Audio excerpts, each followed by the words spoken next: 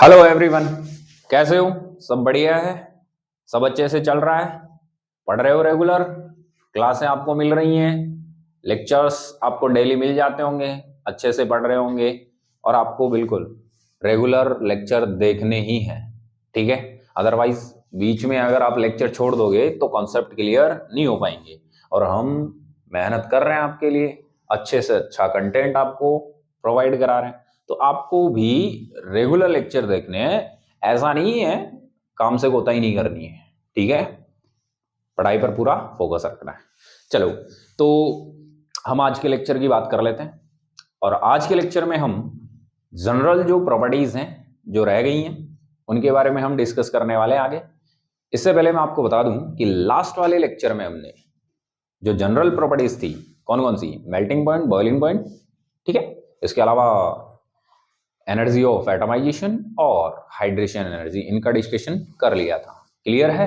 तो आज हम नेक्स्ट जो प्रॉपर्टीज हैं उनके बारे में डिस्कशन कर लेते हैं। तो देखो, डी ब्लॉक एलिमेंट्स की जनरल प्रॉपर्टीज हैं और आज हम डिस्कस करने वाले हैं किसको? मैग्नेटिक प्रॉपर्टीज को।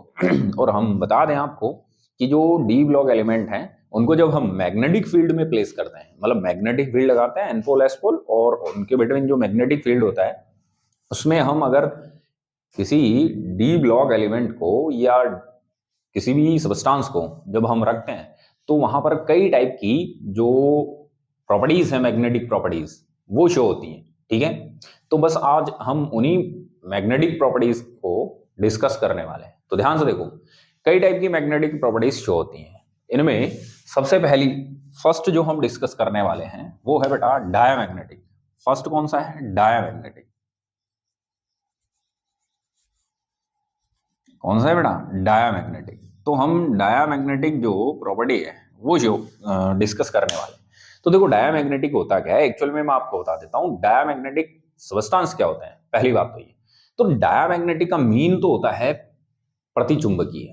आगे बात समझ में? डायामैग्नेटिक का मीन क्या होता है? प्रतिचुंबकीय। अब देखो, ऐसे कौन से सब्सटेंस हैं जो डायामैग्नेटिक नेचर शो करते हैं? तो देखो, ऐसे सब्सटेंस जिनको हम मैग्नेटिक फील्ड में क्या करें, रखें, प्लेस करें, तो वो स्लाइटली रिपेल हो जाए, मतलब हल्का सा प्रतिकर्षण अनुभव करें। किससे? मैग्नेटिक फील्ड से। स्लाइटली क्या हो जाए? रिपेल, मतलब थोड़ा प्रतिकर्षण अनुभव करते हो। किससे? मैग्नेटिक फील्ड से। तो ऐसे सब्सटेंस को हम कहते हैं डायामैग्नेटिक। क्लियर है? चलो, तो हम आगे लिख लेते हैं। देखो, the substance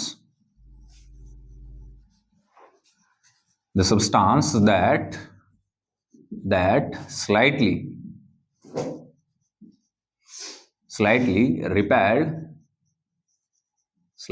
repelled by the magnetic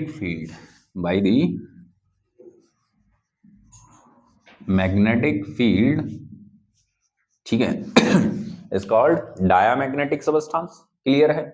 यानी कि मैं समझा देता हूं कि देखो, स्लाइटली रिपेल का मतलब है हल्का प्रतिकर्षण अनुभव करें, ठीक है? किससे? मैग्नेटिक फील्ड, चुंबकीय जो क्षेत्र है उससे हल्का सा प्रतिकर्षण क्या करें, अनुभव करें। ऐसे सब्सटेंस को हम क्या कहते हैं?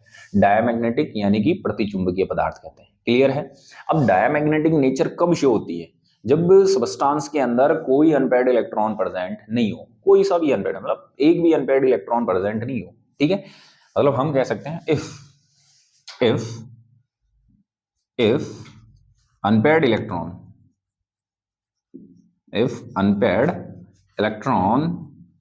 are absent,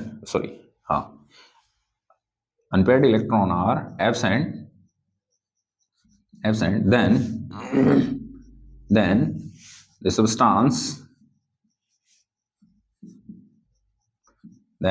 substance show diamagnetic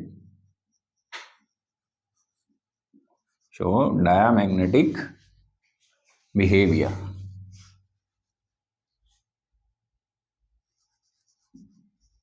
diamagnetic behaviour, ठीक है?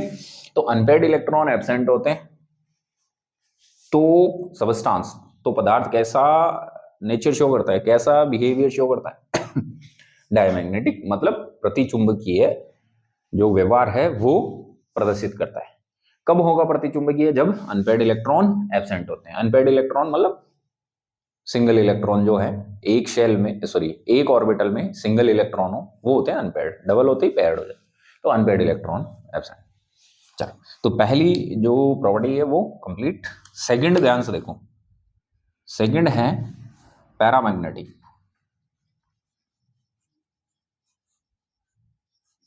पैरामैग्नेटिक, पैरामैग्नेटिक क्या है? तो ध्यान से सुनना, जब हम किसी सब्सटेंस को मैग्नेटिक फील्ड में रख दें, कोई भी पदार्थ है उसको मैग्नेटिक फील्ड में रख दें, तो वो मैग्नेटिक फील्ड से हल्का सा क्या करे, अट्रैक्शन शो करे, मतलब मैग्नेटिक जो रेज आ रही हैं उनको क्या करे, तुम चुंबकीय जो क्षेत्र की रेखाएं हैं, ठीक है, मैग्नेटिक फील्ड की जो रेज हैं, रेखाएं हैं, लाइंस हैं, उनको हल्का सा क्या करे, आकर्षित करे। तो ऐसे पदार्थों को हम क्या कहते हैं भाई, पैरामैग्नेटिक, मूल्य तो अनुचुंबकीय। तो हम लिख लेते हैं, the substance that slightly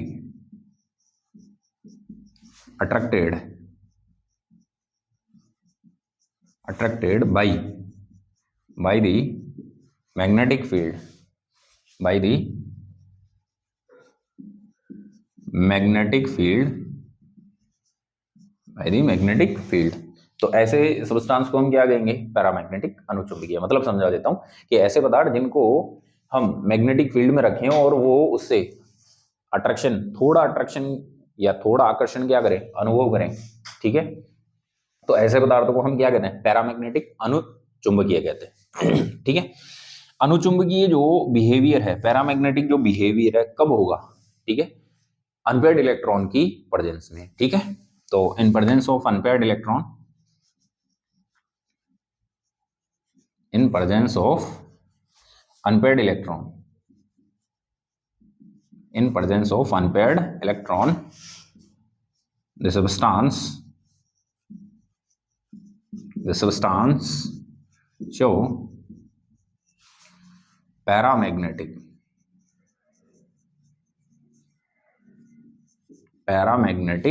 behavior।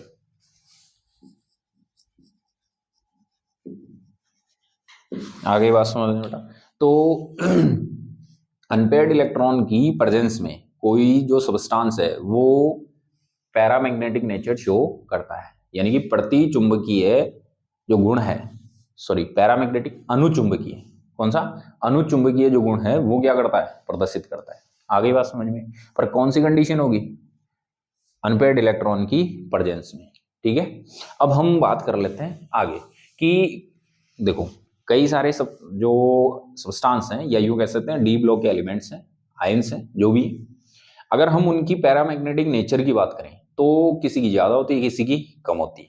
कोई ज्यादा पैरामैग्नेटिक नेचर शो करता है और कोई कम पैरामैग्नेटिक नेचर शो करता है। कोई ज्यादा अनुचुंबकीय गुण प्रदर्शित करता है, कोई कम अनुचुंबकीय गुण प्रदर्शित करता है। तो ये जो पैरामैग्नेटिक बिहेवियर है या जो नेचर है, अनुचुंबकीय जो गुण है, वो डिपेंड करते हैं नंबर ऑफ अनपेयर्ड इलेक्ट्रॉन्स पर। जिसमें ज्यादा नंबर ऑफ अनपेयर्ड इलेक्ट्रॉन होंगे उसका पैरामैग्नेटिक जो नेचर है वो भी क्या होगा, ज्यादा, यानी कि उसका अनुचुंबकीय जो व्यवहार है वो भी क्या होने वाला है, ज्यादा। तो यहाँ पर हम एक और चीज लिख सकते हैं क्या, कि जो पैरामैग्नेटिक प्रॉपर्टी है वो प्रोपोर्शनल होंगी किसके, नंबर ऑफ अनपेयर्ड इलेक्ट्रॉन। जितने ज्यादा नंबर ऑफ अनपेयर्ड इलेक्ट्रॉन होंगे उतनी ज्यादा जो पैरामैग्नेटिक नेचर है वो होगी। तो यहाँ हम लिख सकते हैं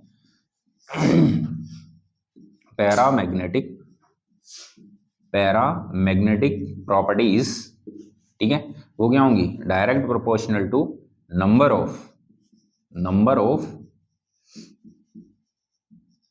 ऑफ अनपेयर्ड इलेक्ट्रॉन्स, ठीक है। तो पैरामैग्नेटिक जो प्रॉपर्टीज हैं वो नंबर ऑफ अनपेयर्ड इलेक्ट्रॉन्स के क्या होती हैं बेटा, प्रोपोर्शनल होती हैं। जितने ज्यादा नंबर ऑफ अनपेयर्ड इलेक्ट्रॉन होंगे उतनी ज्यादा कौन सी नेचर होगी, पैरामैग्नेटिक नेचर होगी। आगे बात समझ में क्लियर है। तो छोटी छोटी बातें हैं, इजी सी बातें हैं, ठीक है। जल्दी से स्क्रीनशॉट ले लो फिर हम आगे बढ़ते हैं। चलो, तो हो गए यहां तक दो प्रॉपर्टीज कंप्लीट। एक तीसरी प्रॉपर्टी और थोड़ी काम की है, ठीक है, इसको ध्यान से देखना, वो है फेरोमैग्नेटिक। कौन सी नेचर है, फेरोमैग्नेटिक। अब फेरोमैग्नेटिक क्या होता है, पहले बात तो हम ये देखते हैं कि फेरोमैग्नेटिक जो सब्सटेंस हैं वो होते कौन से हैं, ठीक है। चलो, तो अब हम अगला डिस्कशन कर लेते हैं किसका, फेरोमैग्नेटिक सबस्टांस का, फेरोमैग्नेटिक नेचर का। तो थर्ड हम बात कर लेते हैं, थर्ड जो नेचर है वो है फेरोमैग्नेटिक।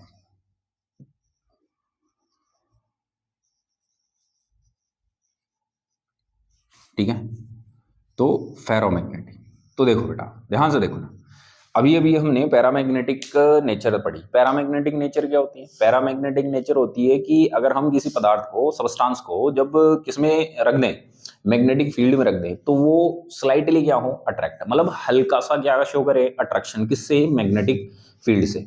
बट अगर मान लो सपोज हम किसी पदार्थ को, सबस्टांस को मैग्नेटिक फील्ड में रखें, चुंबकीय क्षेत्र में हम रख दें, और वो उसको स्ट्रांगली क्या कर ले, अट्रैक्ट, बहुत ज्यादा क्या शो करे, अट्रैक्शन, तो ऐसे सबस्टांस, ऐसे पदार्थों को हम क्या कहते हैं, फेरोमैग्नेटिक। आगे बात समझ में? तो हम लिख देते हैं the substance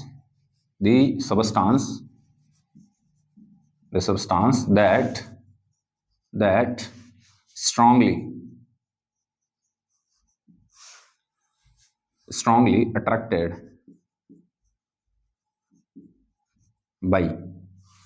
strongly attracted by the magnetic field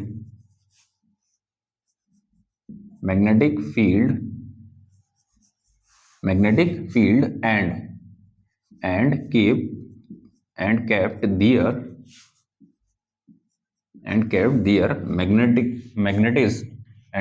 their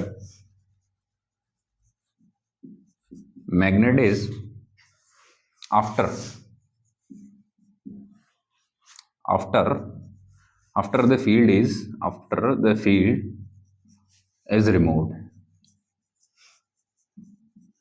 after the field is removed, समझो इस बात को, समझो क्या, कि ऐसे पदार्थ जो मैग्नेटिक फील्ड से प्रबल आकर्षण शो करते हो, प्रदर्शित करते हो, या प्रबलता से क्या हो, आकर्षित होते हो, और उस मैग्नेटिक फील्ड को हटा दे, तो उसके बाद भी वो अपना जो मैग्नेटिज्म आया है, उनमें मैग्नेटिक जो प्रॉपर्टीज आई हैं, उसको वो क्या करे, मेंटेन रखे। यानी कि मैग्नेटिक फील्ड को हटाते ही उनकी जो मैग्नेटिक प्रॉपर्टी है, ठीक है, वो लॉस नहीं होनी चाहिए। जो उनमें मैग्नेटिज्म आया है मैग्नेटिक फील्ड में रखने की वजह से, वो मैग्नेटिक फील्ड को हटाने के बाद भी रह जाए। यानी कि हम यूं कह सकते हैं कि अब ये पदार्थ खुद, ये सबस्टांस खुद किसका काम कर सकते हैं, अब एक मैग्नेट के टाइप से बिहेव कर सकते हैं, व्यवहार कर सकते हैं। क्लियर है? तो इनको हम मैग्नेटिक फील्ड में रखेंगे तो स्ट्रांगली, प्रबलता से आकर्षित होंगे, और अगर इनको कुछ समय तक रख देंगे और फिर मैग्नेटिक फील्ड को क्या कर देंगे, हटा देंगे, तो अब ये जो सबस्टांस है खुद, वो भी एक मैग्नेट का क्या करने वाले हैं, काम करने वाले हैं। ठीक है, यानी कि ये अपने मैग्नेटिज्म को बरकरार रखेंगे, लॉस नहीं होने देंगे। तो ऐसे सबस्टांस को हम फेरोमैग्नेटिक कहते हैं। ठीक है, इसके बाद में कुछ एग्जांपल्स देख लेते हैं कि कौन कौन से ऐसे सबस्टांस हैं जो फेरोमैग्नेटिक सबस्टांस बनाते हैं या फेरोमैग्नेटिक नेचर शो करते हैं। तो ऐसे हैं, देखो Fe और CO और Ni। तो जनरली FeCO Ni ये ऐसे डी ब्लॉक एलिमेंट हैं जो कौन सी नेचर शो करेंगे, फेरोमैग्नेटिक नेचर शो करेंगे। अगर हम इनको एक लॉन्ग टाइम तक मैग्नेटिक फील्ड में रख देंगे और फिर मैग्नेटिक फील्ड को यहाँ से हम रिमूव कर देंगे, हटा देंगे, तो ये जो सबस्टांस है या ये जो एलिमेंट है वो खुद भी किसका काम करने वाले हैं, मैग्नेट का काम करने वाले हैं। क्लियर है? तो ऐसे सबस्टांस को हम क्या कहते हैं भाई, फेरोमैग्नेटिक। क्लियर है? चलो, तो ये अब हमने मैग्नेटिक जो प्रॉपर्टीज हैं वो क्या कर ली हैं, कंप्लीट कर ली। क्लियर है? तो अब हम नेक्स्ट जो प्रॉपर्टी है वो हम डिस्कस कर लेते हैं। ये इजी से पॉइंट थे, जल्दी से आप इसको नोट कर लो। क्लियर? अच्छा, एक और काम मैं यहाँ पे बता देता हूँ आपको, देखो लगे हाथ एक इंपॉर्टेंट पॉइंट यहाँ पर हम और डिस्कस कर लेते हैं। ठीक है, इंपॉर्टेंट पॉइंट और डिस्कस कर लेते हैं। क्या कि देखो, हमने अभी तक मैग्नेटिक जो बिहेवियर है, प्रॉपर्टीज हैं, वो हमने देख ली हैं कौन कौन सी हैं। बट अगर हम मैग्नेटिक जो प्रॉपर्टीज हैं उनका अगर क्वांटिटेटिव वैल्यू निकालें, ठीक है, मैग्नेटिक जो बिहेवियर है उसका जो क्वांटिटेटिव वैल्यू हम निकालें, तो वो एक फॉर्मूला होता है। ठीक है, मैग्नेटिक मोमेंट होता है, उससे हम उसको डिफाइन कर सकते हैं और उसका फॉर्मूला होता है वो हम यहाँ लिख लेते हैं अभी, ठीक है। तो हम यहाँ लिख सकते हैं कि द क्वांटिटेटिव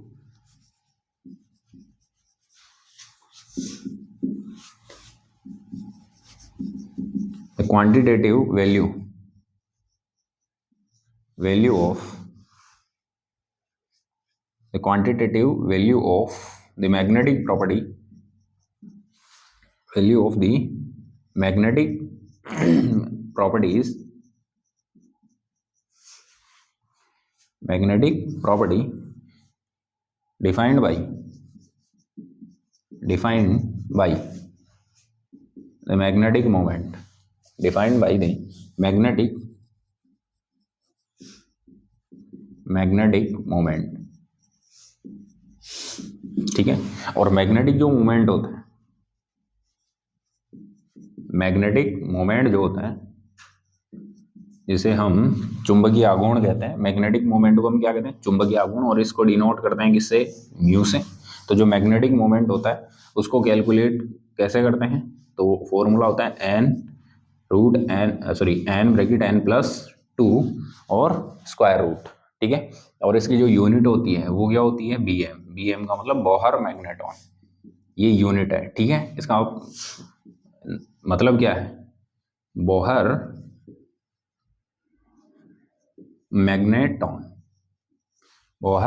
मैग्नेटॉन, ठीक है, बीएम, तो ये यूनिट होती है। इसका मतलब देखो, quantitative value of the magnetic properties defined by the magnetic moment, यानी कि जो मैग्नेटिक प्रॉपर्टीज हैं उनकी जो मात्रात्मक है, मतलब वैल्यू, वो हम किससे समझा सकते हैं, मैग्नेटिक मोमेंट से समझा सकते हैं। और जो मैग्नेटिक मोमेंट है जिसे हम चुंबकीय आघूर्ण कहते हैं, म्यू से डिनोट करते हैं, और इसका फॉर्मूला होता है स्क्वायर रूट, यानी कि root N bracket N plus 2। अब देखो इसकी यूनिट क्या होती है, बीएम, और यहाँ पर हम एक और चीज डिस्कस कर लेते हैं। हियर एन क्या है, हियर एन इक्वल्स टू, तो ये है number of unpaired electron, number of unpaired electron, ठीक है। तो एन क्या है, नंबर ऑफ अनपेयर्ड इलेक्ट्रॉन, ठीक है। जब क्वेश्चन हम डिस्कस करेंगे तो आपको सब सिखा देंगे कि नंबर ऑफ अनपेयर्ड इलेक्ट्रॉन कैसे कैलकुलेट करेंगे, और ये होता है फॉर्मूला। तो यहाँ से हम क्वांटिटेटिव वैल्यू क्या कर सकते हैं, फाइंड कर सकते हैं, किसकी, मैग्नेटिक प्रॉपर्टीज की, और मैग्नेटिक मोमेंट से हम ये कैलकुलेशन करते हैं, चुंबकीय आघूर्ण हम इसे कहते हैं। क्लियर है। तो ये मैग्नेटिक जो प्रॉपर्टीज हैं वो बेटा हमारे कंप्लीट होती है। जल्दी से आप इसका स्क्रीनशॉट ले लो, मैं थोड़ा साइड में हो जाता हूँ, ठीक है, ओके। चलो, तो आपने मैग्नेटिक प्रॉपर्टीज डिस्कस कर ली होंगी, कर ली। अगला जो प्रॉपर्टी है वो हम डिस्कस कर लेते हैं, फॉर्मेशन ऑफ, अगली प्रॉपर्टी कौन सी है, वो है फॉर्मेशन ऑफ कॉम्प्लेक्स कंपाउंड। कौन सी बेटा, फॉर्मेशन ऑफ कॉम्प्लेक्स कंपाउंड। तो देखो ध्यान से, तो मैग्नेटिक प्रॉपर्टीज यहाँ कंप्लीट होती है, ध्यान से देखते रहो, इजी पॉइंट्स हैं अभी और इजीली समझ में भी आते जाएंगे। अगली जो प्रॉपर्टी है बेटा नेक्स्ट, वो कौन सी है, वो है formation of complex compound, formation of complex compound, ठीक है। तो ये जो डी ब्लॉक एलिमेंट है वो कॉम्प्लेक्स कंपाउंड भी क्या करते हैं, फॉर्म करते हैं, ठीक है। तो हम लिख सकते हैं generally D block elements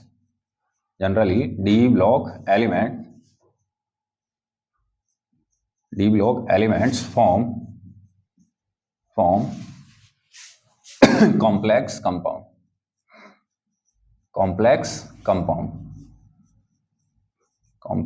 compound, ठीक है। रीजन क्या है, रीजन देखो फटाफट से, रीजन देखो किस रीजन से ये कॉम्प्लेक्स कंपाउंड फॉर्म करता है, ठीक है। पहला रीजन, देयर स्मॉल साइज,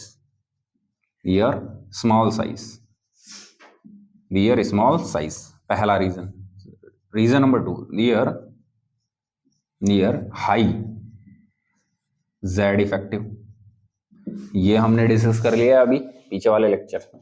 और सबसे इंपॉर्टेंट लास्ट क्या, दे हैव vacant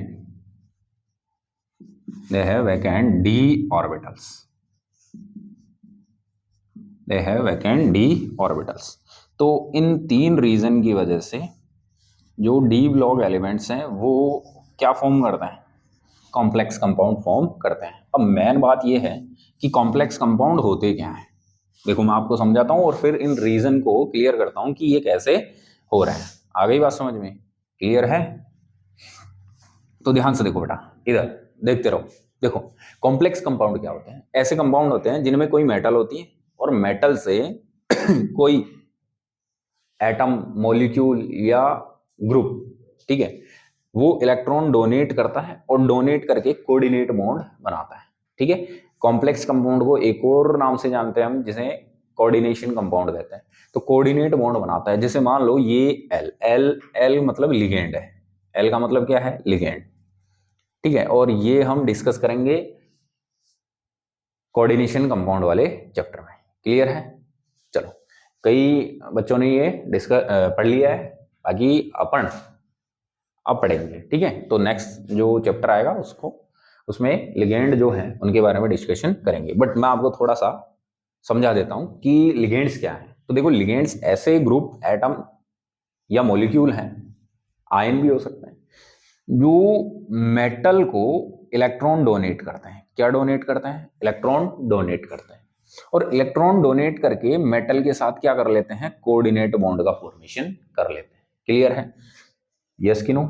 तो देखो एम और ये हो गया बॉन्ड एल, ठीक है, और इनको हम एक जो स्क्वायर ब्रैकेट है उसमें क्या करते हैं, रिप्रेजेंट करते हैं। ठीक है, जैसे कुछ एग्जांपल मैं आपको बता देता हूं। एग्जांपल जैसे अगर हम बात करें, जैसे ZnCO4, ठीक है, तो ये एक कॉम्प्लेक्स कंपाउंड है जिसमें देखो क्या हो रहा है, Zn जो मेटल है उसको कौन इलेक्ट्रॉन डोनेट कर रहा है, CO, ठीक है, और कोऑर्डिनेट बॉन्ड बना रहा है। ऐसे बहुत सारे एग्जांपल हो सकते हैं। ठीक है, तो एक्चुअल में कॉम्प्लेक्स कंपाउंड को हल्का सा मैंने समझाया कि होता क्या है कि मेटल को कोई group, atom, molecule, ion electron क्या कर दे, डोनेट कर दे, और उसके साथ क्या बना ले, कोऑर्डिनेट बॉन्ड। तो ऐसे कंपाउंड्स को हम क्या कहेंगे, कॉम्प्लेक्स कंपाउंड कहेंगे। क्लियर है?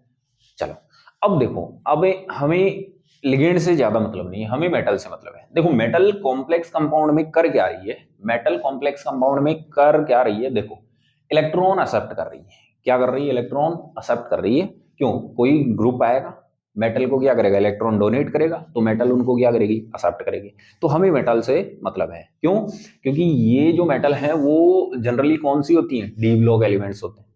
तो मेटल के पास ऐसी कौन सी प्रॉपर्टीज होनी चाहिए ताकि ये कॉम्प्लेक्स का क्या कर सके, फॉर्मेशन। तो अब देखो मेटल को क्या लेने होते हैं, क्या एक्सेप्ट करने होते हैं, इलेक्ट्रॉन।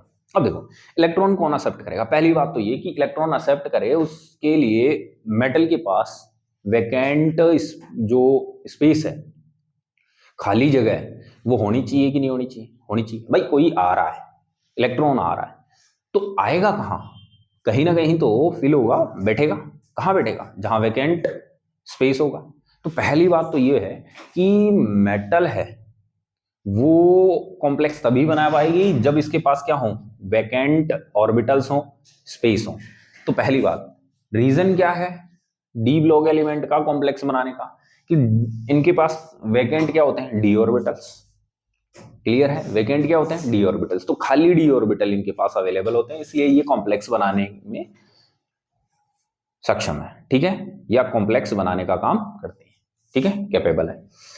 दूसरा, अब देखो इलेक्ट्रॉन एक्सेप्ट करना है, ठीक है, वैकेंट स्पेस चाहिए, वो भी है, डी ऑर्बिटल है, पर उसके लिए दूसरी चीज, भाई आपके पास स्पेस तो है, भाई वैकेंट स्पेस तो है, इलेक्ट्रॉन उनमें फिल भी हो सकते हैं, रह भी सकते हैं। बट अगर आप इलेक्ट्रॉन लेना ही नहीं चाहते, जब इलेक्ट्रॉन आप लेना ही नहीं चाहते तो जगह तो खाली है, लेना ही नहीं चाहते तो भरोगे कैसे उनमें। तो दूसरी चीज, मेटल इलेक्ट्रॉन को क्या करनी चाहिए, अट्रैक्ट भी करनी चाहिए। और अट्रैक्ट करने के लिए देखो जेड इफेक्टिव, जेड इफेक्टिव क्या होता है, इलेक्ट्रॉन पर न्यूक्लियस का अट्रैक्शन। तो अगर अट्रैक्शन ज्यादा होगा तो इजीली जो मेटल है वो इलेक्ट्रॉन क्या करेगी, अट्रैक्ट करेगी, और वैकेंट जो स्पेस है वहां फिल कर लेगी। आ गई बात समझ में? दूसरा तो हाई जेड इफेक्टिव रीजन हो गया। तीसरा, इनका साइज भी क्या होता है, स्मॉल। कैसे? देखो पीरियोडिक टेबल में हमने देखा था स्टार्टिंग में कि लेफ्ट साइड में एस होता है, फिर राइट साइड में मूव करते हैं तो डी आता है, फिर पी आता है। तो एस का साइज बड़ा, लेफ्ट टू राइट मूव करते हैं तो साइज डिक्रीज होता है। तो देखो डी जो ब्लॉक है वो बीच में है तो साइज धीरे धीरे क्या हो रहा है, डिक्रीज। तो इनका साइज भी क्या होता है, स्मॉल होता है। तो इस वजह से ये कॉम्प्लेक्स क्या करती हैं, फॉर्म कर लेती हैं। बात समझ में आ गई क्या बच्चों? तो देखो जो डी ब्लॉक एलिमेंट है उनका जो कॉम्प्लेक्स फॉर्मेशन या कंपाउंड फॉर्मेशन का जो नेचर है वो किस लिए आ रहा है? एक तो उनके पास वैकेंट डी ऑर्बिटल्स हैं, खाली जगह है, तो वो इलेक्ट्रॉन एक्सेप्ट कर सकते हैं। दूसरा, साइज थोड़ी छोटी है, साइज छोटी होने से इलेक्ट्रॉन और न्यूक्लियस का अट्रैक्शन क्या हो जाएगा, बढ़ जाएगा। तो उनका जेड इफेक्टिव क्या होता है, हाई होता है। बात समझ में आ गई? तो कॉम्प्लेक्स जो कंपाउंड है उनका फॉर्मेशन करती हैं ये इन रीजन की वजह से।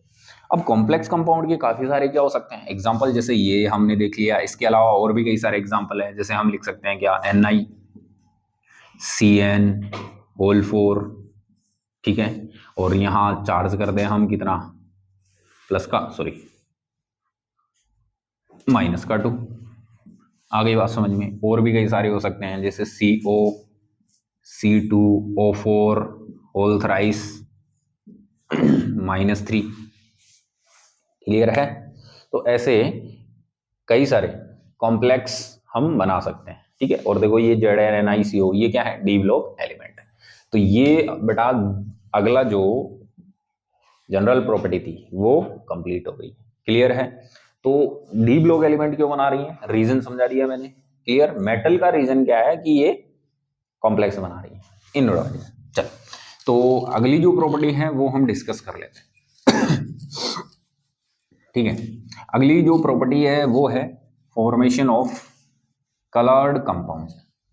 ठीक है, यानी कि हम यूं कह सकते हैं कि जो इनके कंपाउंड होते हैं उनमें कलर होते हैं।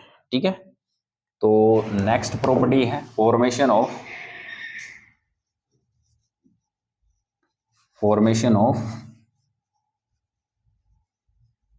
Coloured compound.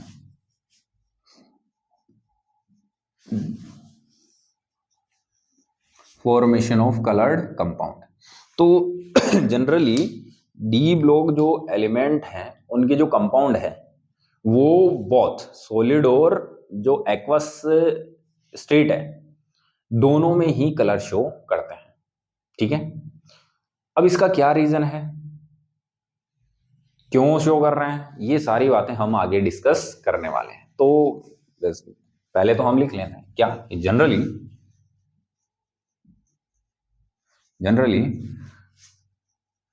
D block element, generally D block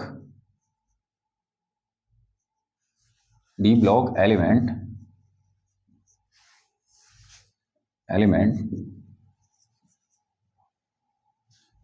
show,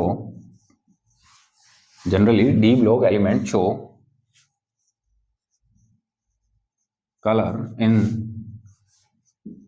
their compounds, both solid and aqueous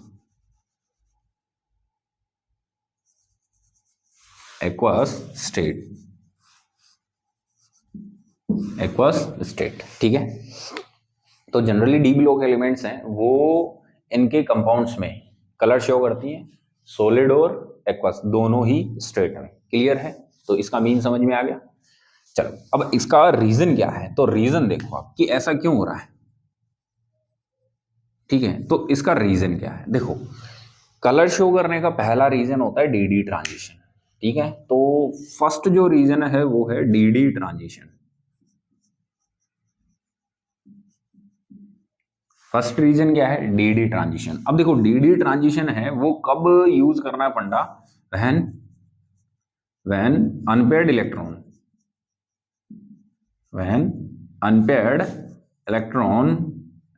are present.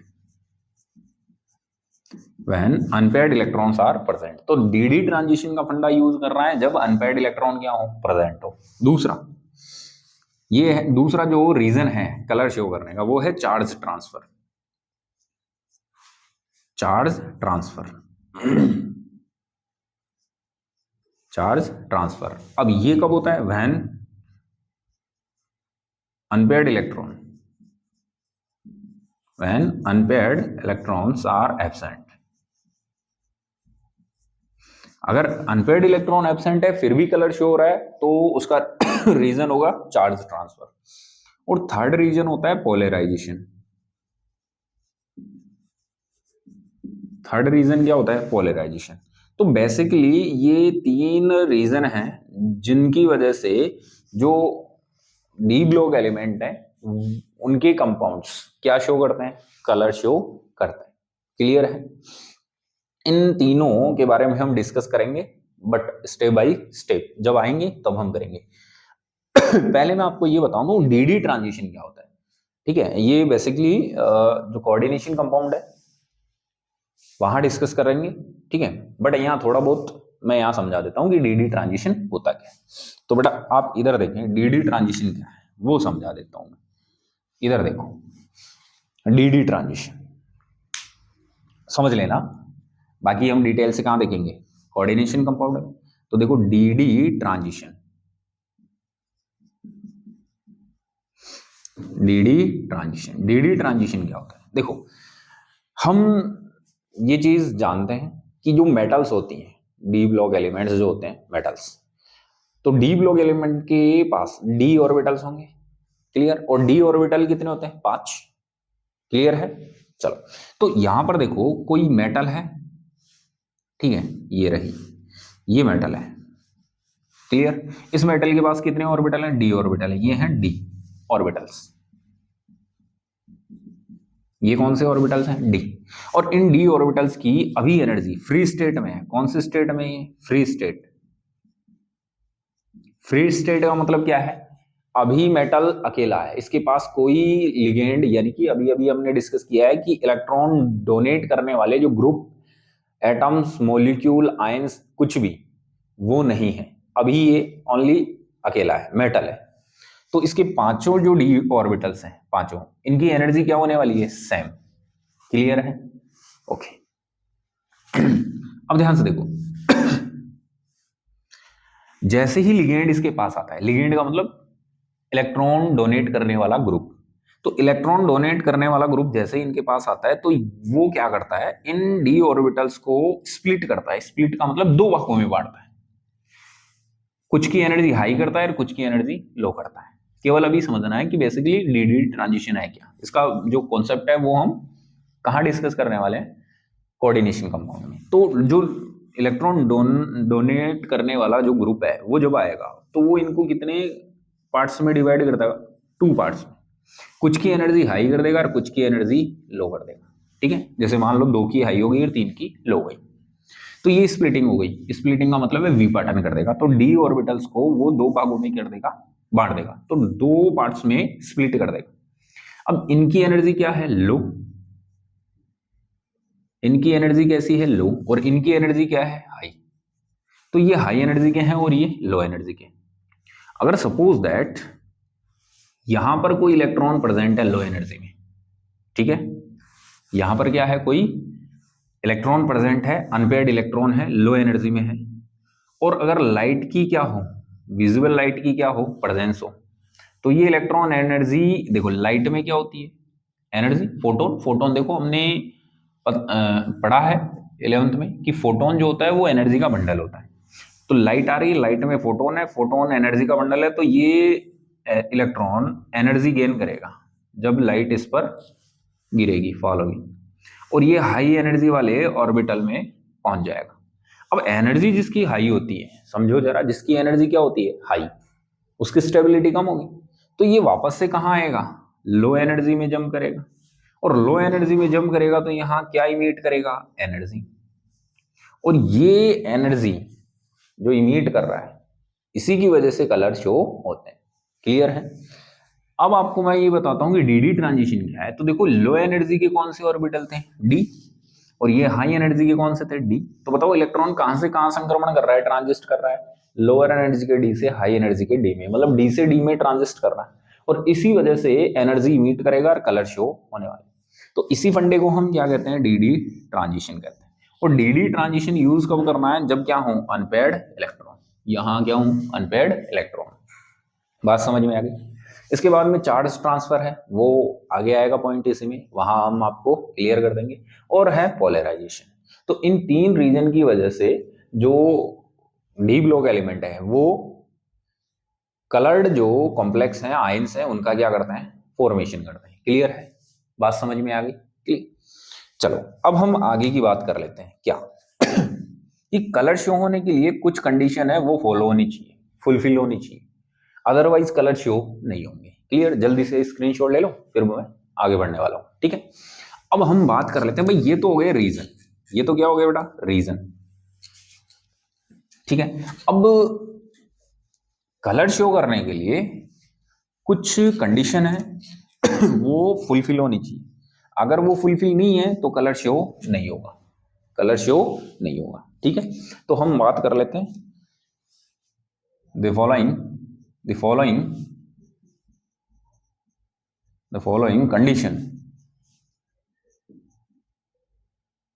following condition must be fulfilled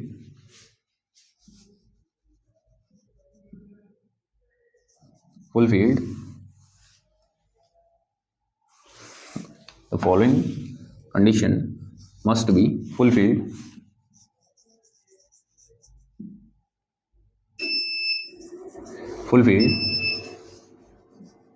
to show color and DD transition.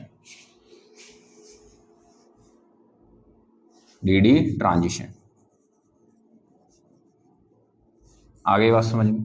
तो देखो, the following condition must be fulfilled to show colour and DD transition. यानी कि हम कह सकते हैं कि DD transition, या यूं कह सकते हैं कलर। देखो, डीडी ट्रांजिशन की वजह से क्या शो होते हैं, कलर। तो चाहे डीडी ट्रांजिशन हो चाहे कलर शो हो, इसके लिए कुछ कंडीशन है वो क्या होनी चाहिए, फुलफिल होनी चाहिए।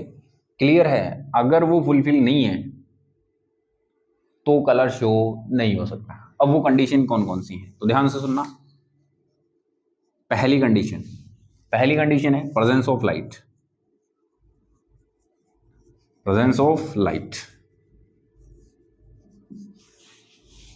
ठीक है, सेकंड जो कंडीशन है वो है प्रेजेंस ऑफ लिगेंड।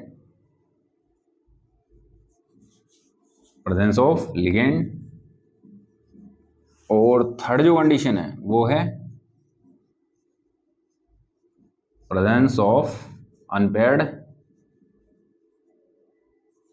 इलेक्ट्रॉन्स। ठीक है, तो ये तीन कंडीशन ऐसी हैं वो फुलफिल होंगी तो ही कलर शो होगा या डीडी ट्रांजिशन शो होगा। पहली बात डीडी ट्रांजिशन के लिए क्या होना चाहिए, डी ऑर्बिटल्स का क्या होना चाहिए, स्प्लिटिंग। देखो मैं आप समझाता हूं कि ये क्यों जरूरी है। तो डी ऑर्बिटल्स का क्या होना चाहिए, स्प्लिटिंग का मतलब वी पैटर्न होना चाहिए, दो भागों में बैठने चाहिए। अगर मेटल फ्री स्टेट में है, अकेला है, ठीक है, मुक्त अवस्था में है, तो पांचों ऑर्बिटल्स की एनर्जी क्या होगी, सेम। तो ये दो भागों में डिवाइड होंगे नहीं, स्प्लिट होंगे नहीं। तो इनको डिवाइड करने कौन आता है, इनको स्प्लिट करने कौन आता है, इलेक्ट्रॉन डोनेट करने वाला ग्रुप आता है, और जिसका वो हम क्या कहते हैं, लिगेंड। तो पहली बात तो लिगेंड होना जरूरी है। क्या होना जरूरी है, लिगेंड। ये रहा, लिगेंड की क्या होनी चाहिए, प्रेजेंस। तो प्रेजेंस होगी तभी ये क्या होगा, स्प्लिट होगा, अदरवाइज फ्री स्टेट में ये स्प्लिट नहीं होगा। तो लिगेंड की क्या होनी चाहिए, प्रेजेंस होनी चाहिए। चलो, तो ये तो हो गया, ये होना ही चाहिए, अदरवाइज ये स्प्लिट नहीं होगा और डीडी ट्रांजिशन नहीं होगा। दूसरा, प्रेजेंस ऑफ लाइट। चलो, प्रेजेंस ऑफ लाइट क्यों होनी चाहिए, देखो स्प्लिटिंग हो गई, दो पार्ट में डिवाइड हो गया। क्लियर, इलेक्ट्रॉन कहाँ है, लो एनर्जी में। अब देखो, ये जब हाई एनर्जी में जाएगा और फिर यहां अनस्टेबल होकर वापस लो एनर्जी में आएगा, तो एनर्जी मीट करेगा और कलर शो कराएगा। तो लो एनर्जी से कहां जाना चाहिए, हाई एनर्जी में। अब एक बात बताओ, लो से हाई में जाने के लिए इसको एनर्जी चाहिए, और एनर्जी कहां है लाइट में। तो लाइट होगी तो इसको क्या मिलेगी, एनर्जी। और आप खुद भी जानते हो, जब लाइट नहीं होती है, लाइट की एब्सेंस होती है, तो कोई कलर हम आइडेंटिफाई नहीं कर पाते। भाई एक बिल्कुल डार्क रूम में, अंधेरे कमरे में अलग अलग कलर के शर्ट टंगे हुए हैं, वहां बिल्कुल भी लाइट नहीं है और आपको किसी कलर का शर्ट वहां से निकलवाने के लिए बोले तो आप बिल्कुल उस पर्टिकुलर कलर को निकाल नहीं सकते। क्लियर है? क्यों? आपको पता ही नहीं चलेगा, कलर शो होगा ही नहीं। कलर शो होने के लिए क्या होना चाहिए? लाइट होनी चाहिए। लाइट किस लिए? देखो, लाइट जाएगी लो एनर्जी से, इलेक्ट्रॉन कहाँ जाएगा? हाई एनर्जी में, वापस कहाँ आएगा? लो एनर्जी में, तो एनर्जी इमिट करेगा और कलर शो करेगा। सिंपल सी बात है। तो लाइट भी होनी चाहिए, अदरवाइज कलर शो नहीं होने वाला। तीसरा, प्रेजेंस ऑफ अनपेड इलेक्ट्रॉन। अब एक बात बताओ, स्प्लिटिंग हो गई, लाइट भी आ गई, पर लो से हाई में जाने वाला कोई इलेक्ट्रॉन है ही नहीं। जब इलेक्ट्रॉन जाएगा ही नहीं तो वापस आएगा नहीं, वापस आएगा नहीं तो एनर्जी मीट करेगा नहीं, तो कलर वैसे शो नहीं होगा। तो ये तीनों कंडीशन होनी चाहिए। अगर एक भी कंडीशन इनमें से फुलफिल नहीं है तो कलर शो नहीं होने वाला। बात समझ में आ गई?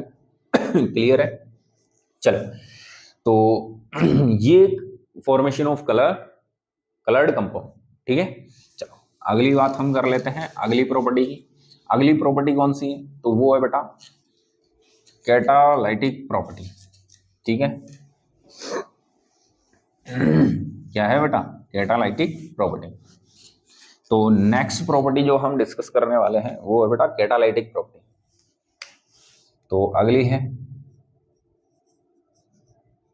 Catalytic property. तो देखो, जनरली डी ब्लॉक एलिमेंट है वो कैटालाइटिक प्रॉपर्टी शो करते हैं। कैटालाइटिक का मतलब है उत्प्रेरकीय गुण, यानी कि उत्प्रेरक का क्या करते हैं? काम करते हैं। ठीक है, ऐसा क्यों हो रहा है वो भी हम देखते हैं। तो हम लिख देते हैं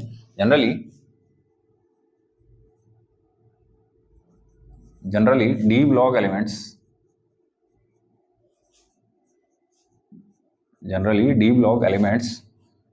used as a catalyst, ठीक है।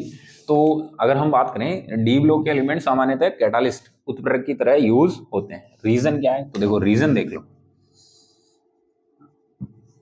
रीजन देखो, पहला रीजन है वेरिएबल ओएस। देखो, वेरिएबल ओएस,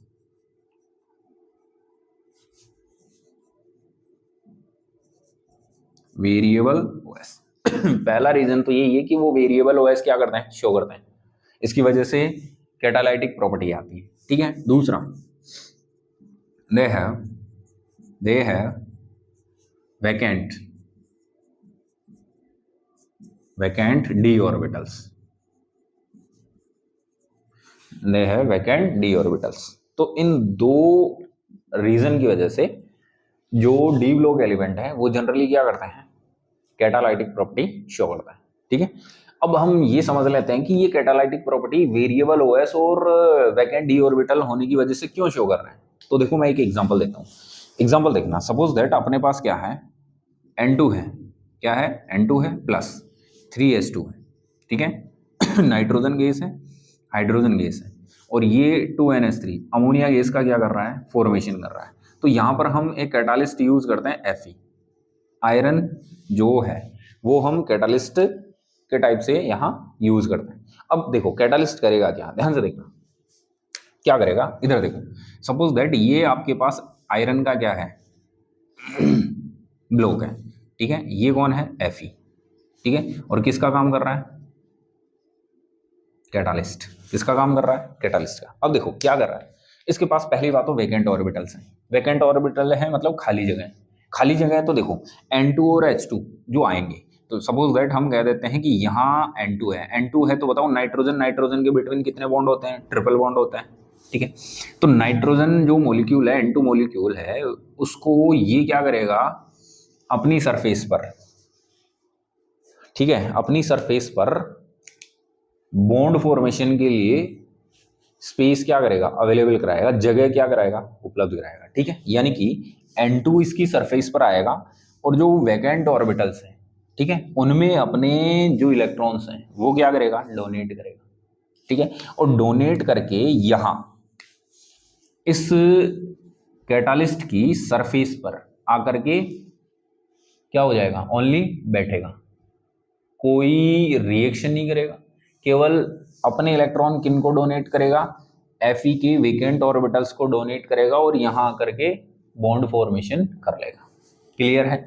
ऐसे ही ध्यान से देखो, अपने पास कौन है, H2, और H2 के बिटवीन क्या है, सिंगल बॉन्ड है। और ऐसे ये भी क्या करेगा, इस मेटल जो है Fe, उसके पास जो वैकेंट ऑर्बिटल्स हैं उनमें अपने इलेक्ट्रॉन क्या करेगा, डोनेट करने से यहाँ ध्यान से देखो क्या हुआ, जैसे ये डोनेट करेगा मेटल सरफेस और हाइड्रोजन एटम, इसके बिटवीन अट्रैक्शन आएगा एक, क्योंकि डोनेट कर रहा है इलेक्ट्रॉन डोनेट करने से यहाँ बॉन्ड फॉर्मेशन होगा। जैसे ही यहाँ बॉन्ड फॉर्मेशन होगा, यहाँ से कौन रिलीज होगी, एनर्जी। ठीक है, तो यहाँ से कौन रिलीज होने वाली है, एनर्जी। देखो हमने कल भी देखा था कि जब बॉन्ड फॉर्म होते हैं तो कौन रिलीज होती है, एनर्जी। और बेटा ये एनर्जी हो गई, ठीक है। ऐसे ही इधर से भी क्या हो गई, एनर्जी रिलीज हो गई। ये लो, तो कैटालिस्ट आने से क्या हुआ, कैटालिस्ट आने से कैटालिस्ट की सरफेस पर N2 और H2 ने बॉन्ड फॉर्म किए। बॉन्ड फॉर्म करने से यहाँ क्या लिबरेट हुई, एनर्जी निकली। अब ये एनर्जी क्या होगी, देखो इन बॉन्ड को डिसोसिएट करने में यूज हो जाएगी, यानी कि ये एनर्जी है इन बॉन्ड को क्या करेगी, डिसोसिएट करेगी। ऐसे ही ये एनर्जी है इस बॉन्ड को क्या करेगी, डिसोसिएट करेगी। अब बॉन्ड डिसोसिएट हो जाएंगे तो देखो ये बॉन्ड्स क्या होने लग जाएंगे, डिसोसिएट, और N और H में बॉन्ड का क्या होने लग जाएगा, फॉर्मेशन। तो बताओ NH3 बन जाएगा, N2 और H2 के बिटवीन बॉन्ड टूटेंगे और NH3 बन जाएगा। क्लियर है? तो ये वाला काम कौन करेगा, कैटालिस्ट। क्लियर? अब सपोज दैट यहाँ कैटालिस्ट नहीं आता, तो कैटालिस्ट नहीं आता तो देखो ये एनर्जी निकलती नहीं, और ये एनर्जी निकलती नहीं, तो बताओ इनको बॉन्ड को तोड़ने के लिए हमें क्या देनी पड़ती, ज्यादा एनर्जी। क्लियर है? सपोज दैट हम मान लेते हैं कि N2 और H2 है, इनके बिटवीन बॉन्ड है, इनको डिसोसिएट करने के लिए हमें कितनी एनर्जी चाहिए, 10 किलो जूल चाहिए। क्लियर? यस कि नो भाई, N2 और H2 के बॉन्ड्स को डिसोसिएट करने के लिए कितनी किलो जूल एनर्जी चाहिए, 10। ठीक है, अब हमने क्या किया, कैटालिस्ट यूज कर लिया। अब कैटालिस्ट यूज करने पर क्या हुआ कि कुछ एनर्जी तो यहाँ से लिबरेट हो गई, कुछ एनर्जी तो यहाँ से निकल गई, ऐसी यहाँ से निकल गई। सपोज दैट ये जो एनर्जी निकल रही है इसको हम मान लेते हैं कितनी, 4 किलो जूल एनर्जी निकल गई, दोनों कितनी निकल गई, 4। देनी कितनी थी पहले बॉन्ड डिसोसिएट करने के लिए, रिक्वायर्ड कितनी थी, 10 किलो जूल। अगर कैटलिस्ट नहीं होता तो 10 किलो जूल की जो एनर्जी है वो हमें देनी पड़ती टोटल, तो ज्यादा टाइम लगता तो ये रिएक्शन धीरे होती। बट कैटालिस्ट यूज करते ही क्या हुआ, कुछ एनर्जी निकल गई, कितनी, 4 किलो जूल, और ये किस में यूज हो गई, बॉन्ड डिसोसिएशन में। अब देखो 4 किलो जूल तो मिल गई, हमें कितनी देनी है, अब देखो टोटल 10 चाहिए थी बॉन्ड डिसोसिएशन, 4 मिल गई, 6 चाहिए।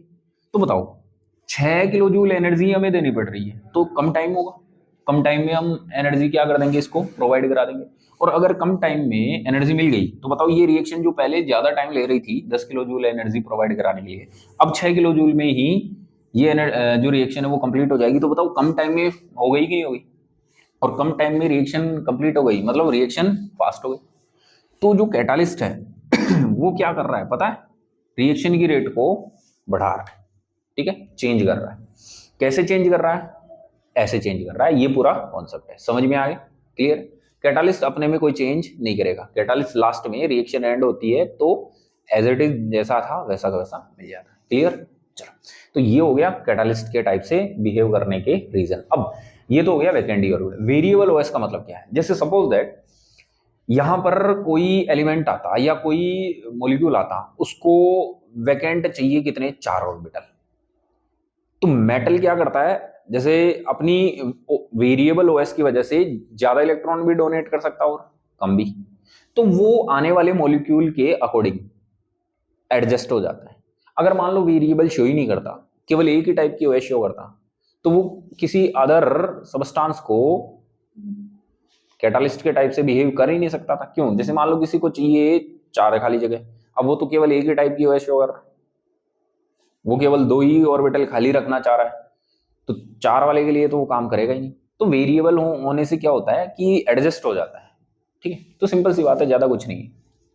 तो ये काम हो गया। क्लियर है? तो यहां तक हम कंप्लीट करते हैं और फिर आगे लास्ट में हम कुछ जो एग्जांपल्स हैं वो हम डिस्कस कर लेते हैं। क्या वो देखो तो देखो अभी हमने पॉइंट डिस्कस कर लिया। क्या? ध्यान से देखो कि Fe जो है ठीक है, ये है कैटालिस्ट,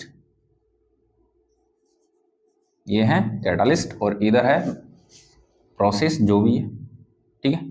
तो कैटालिस्ट Fe Fe यूज करते हैं, ठीक है। Fe कौन सी प्रोसेस में यूज करते हैं, कौन सी प्रोसेस में यूज करते हैं, Haber's process, Haber's process. Haber's process क्या है, फॉर्मेशन ऑफ अमोनिया,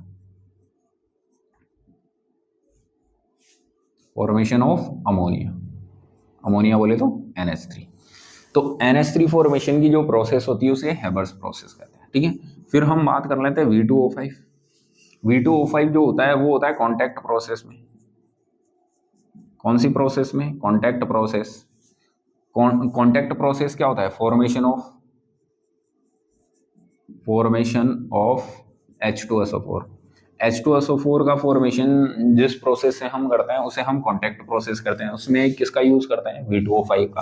फिर आता है जो पैलेडियम क्लोराइड होता है PDCl2, ठीक है, PDCl2।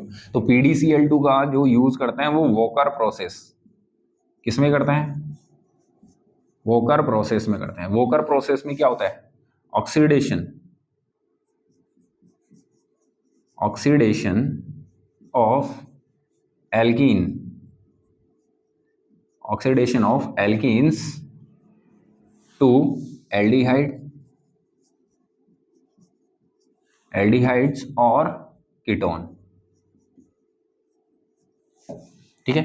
यानी कि एल्कीन का ऑक्सीडेशन होता है किसमें, एल्डिहाइड और कीटोन में। तो उस प्रोसेस को हम क्या कहते हैं, वोकर प्रोसेस, और उसमें कौन सा कैटालिस्ट यूज करते हैं, PDCl2। क्लियर है, आ गई बात समझ में। इसके बाद में अगर हम बात करें NiPT-PD, तो इनका जो यूज करते हैं वो होता है हाइड्रोजिनेशन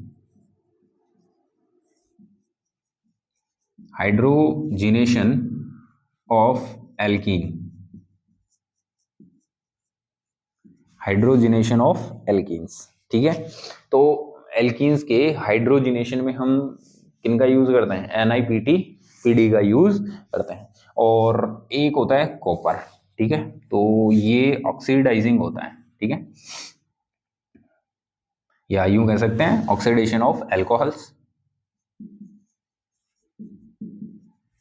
ऑक्सीडेशन ऑफ एल्कोहल, ठीक है। तो एल्कोहल जो होते हैं उनके ऑक्सीडेशन में हम किसका यूज करते हैं, कॉपर। तो देखो ये सभी क्या है, डी ब्लॉक एलिमेंट है, और कैटालिस्ट के टाइप से क्या कर रहे हैं, बिहेव। प्रोसेस मैंने इधर लिख दी है, कैटालिस्ट हमने यहाँ लिख दी है, ठीक है। तो ये कुछ जनरल प्रॉपर्टीज थी बच्चों, ज्यादा डीप तो हम गए नहीं है, ठीक है, इजी पॉइंट्स है। तो ये आपको पढ़ने हैं ढंग से, लेक्चर देख लो अच्छे से। इनके क्वेश्चन है वो हम नेक्स्ट लेक्चर में या इससे अगले वाले लेक्चर में, ठीक है, नेक्स्ट वाले में वो हम डिस्कस कर लेंगे, ठीक है। तो आप बड़े ध्यान से इन लेक्चर्स को देखते रहें, ठीक है। बाकी लास्ट में आपका जो मॉरल ड्यूटी है वो तो आपको करना पड़ेगा। लेक्चर अच्छा है, मैटर अच्छा लग रहा है, समझ में आ रहा है, तो लाइक जरूर करें, सब्सक्राइब करें, शेयर भी आपको करना है अपने दोस्तों के साथ, ठीक है, ताकि उन तक भी जो अच्छा मैटर है, कंटेंट है, वो पहुंच सके, ठीक है। बाकी हम मिलते हैं फिर नेक्स्ट लेक्चर में। Okay, thank you, bye.